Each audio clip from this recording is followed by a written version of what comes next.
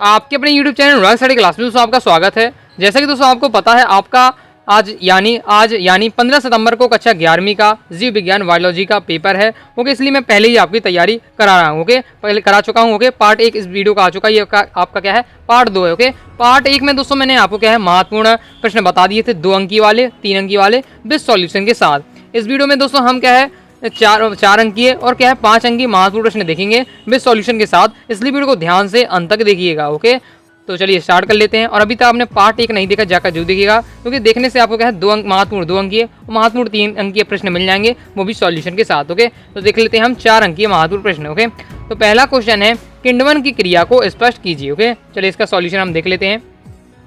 इसमें दोस्तों आपको क्या है किण्वन की क्रिया को स्पष्ट करना है। तो ये आपका ये दिया हुआ किण्वन की क्रिया को स्पष्ट किया गया है। ओके, तो उसका क्या है फास्ट आंसर आप कर लीजिए।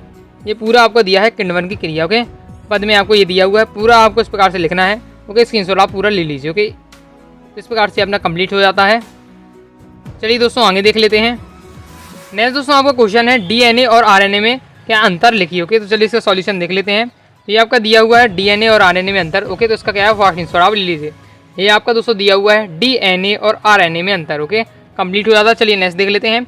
नेक्स्ट दोस्तों आपका क्वेश्चन है किण्वन की क्रिया के 4 महत्व लिखिए। किण्वन की क्रिया के आपको दोस्तों क्या है 4 महत्व बताना है। ओके, चलिए देख लेते हैं। तो ये आपके दिए हैं किण्वन की क्रिया के, इसमें 3 लिखा हुआ है, लेकिन आपको क्या 4 नंबर में आए तो 4 आपको लिख देना है, 3 नंबर में आए तो आपको 3 लिख देना है, लेकिन आपको तैयार कर लेना है किण्वन क्रिया के महत्व। ओके, तो ये आपके दिए हुए इसमें 5 दिए हैं, आपको तैयार कर लीजिएगा 5। ओके, ये आपके दिया हुआ है फास्ट स्क्रीनशॉट आप ले लीजिए। तो इस प्रकार से अपना कंप्लीट हो जाता है। चलिए आगे देख लेते हैं।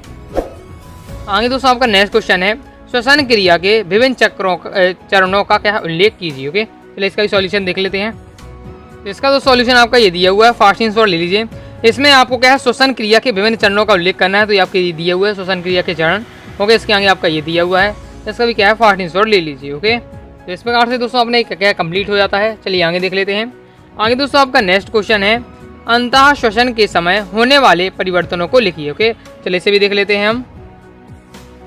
इसका तो सॉल्यूशन आपका ये दिया हुआ है अंतः श्वसन के समय होने वाले परिवर्तनों को लिखना है। जैसे शरीर के अंदर क्या है रुधिर और क्या है ऊतक द्रव के बीच होने वाले गैसीय विनिमय को आंतरिक श्वसन कहते हैं। ओके, फेफड़े में होने वाले गैसीय विनिमय को बाह्य श्वसन कहते हैं। चूंकि क्या है आंतरिक श्वसन कोशिका के अंतर होता है, इसे क्या है कोशिका श्वसन भी कहते हैं। ओके, इस प्रकार से आपका दिया हुआ है। अब इसके परिवर्तन आपका ये दिया हुआ है। ओके, प्रक्रिया के साथ समझाया गया है। फास्ट आंसर ले लीजिए। पहले ऑक्सी हीमोग्लोबिन का विकरण, दूसरा खाद्य पदार्थों का ऑक्सीकरण। ओके, ऑक्सीकरण। ओके, इस प्रकार से आपका दिया हुआ है। चलिए आगे नेक्स्ट क्वेश्चन देख लेते हैं। नेक्स्ट क्वेश्चन बहुत ज़्यादा इंपॉर्टेंट है, लसिका और रक्त को क्या लिखना है, आपको अंतर लिखना है। ओके, चलिए इसका सॉल्यूशन हम देख लेते हैं। तो ये दोस्तों आपका दिया हुआ है लसिका और रक्त में अंतर। फास्ट ही दोस्तों आपको क्या स्क्रीनशॉट ले लीजिए। ओके, इससे पहले मैंने कहा लसिका और रक्त के आपको कार्य बताए थे आपके 3 नंबर के लिए, तो कार्य भी आप तैयार कर लीजिएगा और अंतर भी आपके दिए हुए लसिका और रक्त में। फास्ट ही इसकी स्क्रीनशॉट आप लीजिए, आपके 2 पॉइंट दिए हुए हैं। ओके, इसके आगे आपके ये दिए हुए। ओके, तो फास्ट स्क्रीनशॉट लीजिए। जैसे क्या है प्लाज्मा है, इसमें क्या है प्लाज्मा, एंथ्रोसाइट और ल्यूकोसाइट और प्लेटलेट्स होते हैं, जबकि क्या है रक्त में क्या है प्लाज्मा और क्या है ल्यूकोसाइट्स होते हैं। ओके, हीमोग्लोबिन की उपस्थिति के कारण इसका रंग क्या है लाल होता है लसिका का। ओके, और हीमोग्लोबिन की अनुपस्थिति के कारण क्या है रंगहीन होता है। यहाँ इसमें क्या है आपका इसमें क्या है मिस्टेक है। ओके, इस पुस्तक में मिस्टेक है। आपको जो इस साइड वाला दिया है ये क्या है रक्त है। ओके, ये आपका हो जाता है रक्त, और इस साइड जो दिया है वो लसिका दिया है। ओके, इसमें उल्टा लिख दिया गया है, जैसे क्या पूरा उल्टा हो गया है। अब सही। ओके, यहाँ आपके ये रक्त के दिए हुए साइड और इस साइड आपके दिए लसिका के। ओके, तो स्क्रीनशॉट आप ले लीजिए, अभी आपका दिया हुआ है। ओके, तो अपना कंप्लीट हो जाता है। चलिए आगे देख लेते हैं। क्योंकि मुझे किस कारण पता चला, क्योंकि आपने यहाँ देखा हीमोग्लोबिन के अनुपस्थिति के होने के कारण रंगहीन होता है और लसिका क्या है सफ़ेद होती है, यही होना चाहिए लसिका। ओके, इस साइड इसलिए ये होगा। ओके, रक्त वाला साइड आपका ये हो जाएगा। ओके, चलिए आगे देख लेते हैं।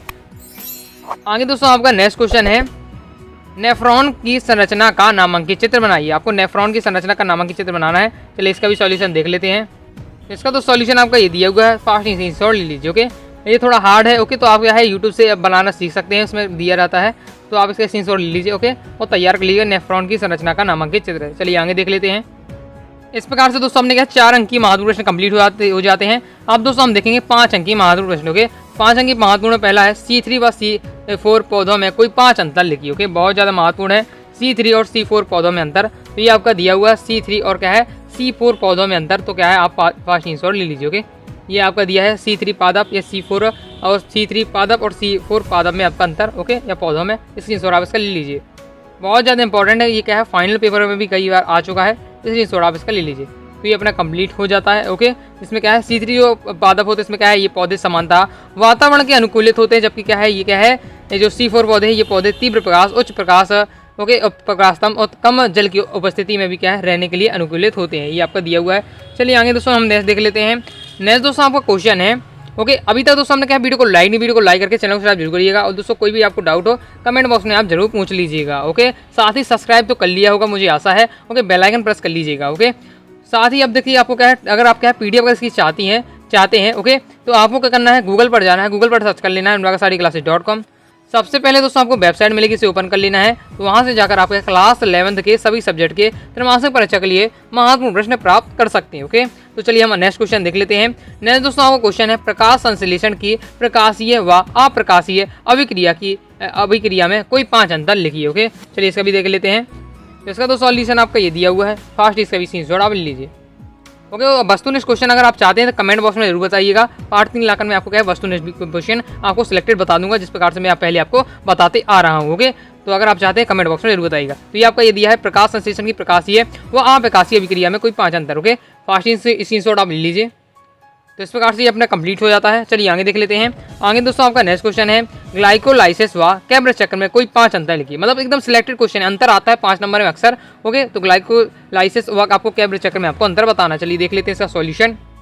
तो इसका दोस्तों आपके अंतर आपके सामने ये दिया हुआ है। फास्ट ही दोस्तों आपका इसका स्क्रीनशॉट आप ले लीजिए, ग्लाइकोलाइसिस व कैब्रस चक्र में अंतर।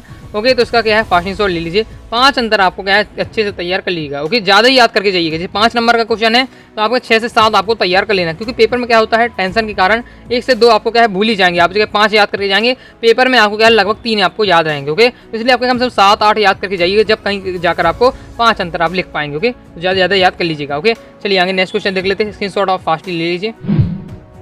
नेक्स्ट दोस्तों आपका क्वेश्चन है, ऑक्सी व अनाक्सी श्वसन में कोई 5 अंतर लिखिए। तो ये आपका ये दिया हुआ है, ऑक्सी व अनाक्सी श्वसन में आपका अंतर फास्ट स्क्रीनशॉट लीजिए। ओके, इसे वायवी श्वसन और अवायवी श्वसन भी कहते हैं। अगर आपके पेपर में आ जाए वायवी श्वसन अवायवी श्वसन में अंतर लिखिए तो भी वही है, ऑक्सी श्वसन अनाक्सी श्वसन तो भी वही है। ओके, इसका स्क्रीनशॉट ले लीजिए। आपके 3 पॉइंट आपके ये दी हुई है, तो इनका स्क्रीनशॉट ले लीजिए। तो इस प्रकार से हमने यहाँ कंप्लीट हो जाता है। आगे देख लेते हैं। इसमें और भी आपके दिए है 5 आपको लिखना है। ओके, ये आपके दिया है चौथा और ये 5वां लास्ट। ओके, इसका भी स्क्रीनशॉट ले लीजिए। इस प्रकार से अपने ये कंप्लीट हो जाता है। चलिए ऑक्सी श्वसन व अनाक्सी श्वसन में अंतर। नेक्स्ट दोस्तों आपका क्वेश्चन है, मानव श्वसन तंत्र का सचित्र वर्णन कीजिए। चलिए ऐसे भी देख लेते हैं। तो इसका तो सॉल्यूशन आपका ये दिया है, फास्ट स्क्रीनशॉट ले लीजिए। अंतर से जो मैंने आपको बताए हैं इतने आपको 3 से 4 वो वाले सभी अंतर आपको तैयार कर लीजिएगा, उनमें से जरूर आपका क्वेश्चन आ सकता है। ओके, फिर मानव श्वसन तंत्र का आपको नामांकित चित्र आपको सहित आपको इसका वर्णन करना है। तो इसका क्या है, फास्ट स्क्रीनशॉट ले लीजिए। आपका ये दिया हुआ है, इसके आगे आपका ये दिया हुआ। ओके, ये आपका डायग्राम है, फिर इसके आगे आपका पूरा सॉल्यूशन आपका ये दिया हुआ है। फास्ट स्क्रीनशॉट ले लीजिए। इस प्रकार से अपने का है कंप्लीट हो जाता है। चलिए आगे देख लेते हैं। आगे दोस्तों आपका नेक्स्ट क्वेश्चन है, दोहरे परिसंचरण तंत्र से क्या तात्पर्य है और इसका क्या है, क्या महत्व है, ये आपको बताना है। चलिए इसे भी देख लेते हैं। तो इसका दोस्तों आपका आंसर ये दिया हुआ है, फास्ट स्क्रीनशॉट ले लीजिए। इसमें दोस्तों आपको क्या है दोहरे परिसंचरण के बारे में बताना था, ये आपका ये दिया हुआ है, फास्ट स्क्रीनशॉट ले लीजिए। इसके आगे इसका पूरा सॉल्यूशन आपका ये दिया हुआ है। ओके, फास्ट स्क्रीनशॉट ले लीजिए। और इस प्रकार से आपका पूरा डायग्राम दिया हुआ है। ओके, इसके आगे आपका ये दिया हुआ है और इस प्रकार से यहाँ तक आपका कंप्लीट हो जाता है। नेक्स्ट और दोस्तों आपका लास्ट क्वेश्चन देख लेते हैं, मानव वृक्क के कोई 5 कार्य लिखिए। ये भी इंपॉर्टेंट है। ओके, चलिए इसे भी देख लेते हैं।